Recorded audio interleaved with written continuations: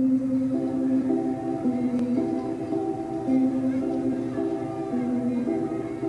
had been to Puyallup a few times when it was the fairgrounds of Western Washington. Little did I know that I would replace the pigs and the cows and that type of stuff, you know, because they restructured the fairgrounds and the parking lots into these temporary hovels. And they had a hell of a lot of nerve calling it Camp Harmony. But anyway, it was, boy, it was a real traumatic type of living, where you're in the former stalls where the pigs and the cows and everything else were. Families of 6 and 7 were crowded into one little spot. Santa Anita Racetrack, for example, suddenly became a community of about 17,000 persons.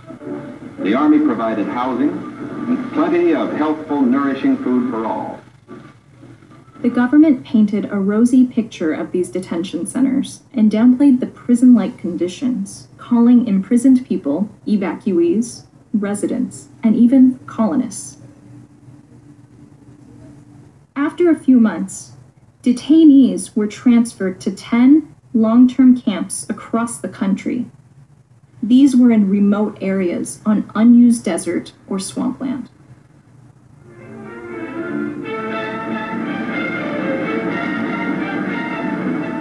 At each relocation center, evacuees were met by an advanced contingent of Japanese who had arrived some days earlier and who now acted as guides. Officially, they were called relocation centers, but many, including President Roosevelt, commonly called them concentration camps. You know, we had this chain link fence all around the camp. And we lived maybe a quarter of a block away from the fence. And the fence was guarded by soldiers who walked back and forth with their guns on their shoulders. I went up to the fence and I heard a rustling in the grass. I really was kind of wistful for what was outside the fence and thinking, you know, I used to be able to do that. Then there was a snake that was rustling around in the grass. I saw it and I put my foot out like this, and it must have frightened him because it wiggled right underneath the fence.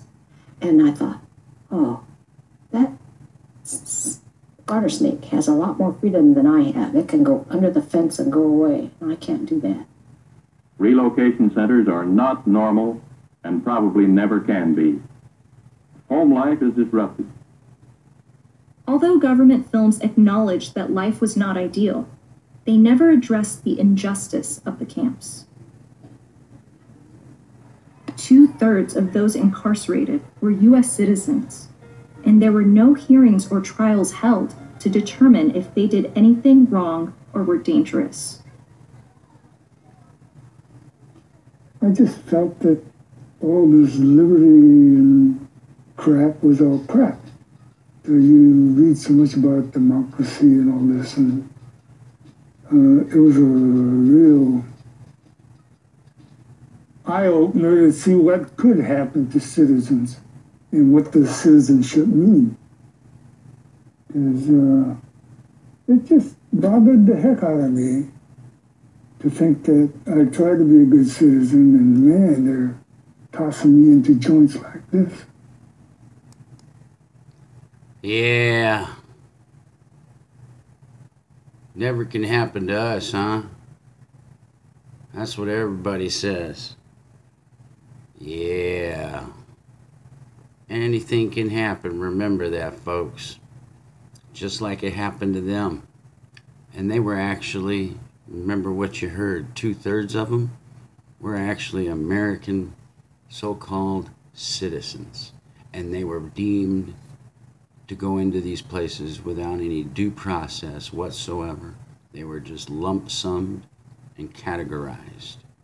This is how things happen. Pay attention. See what's going on around you. See how it's unfolding. See the fervor, see the reality of of what is being said.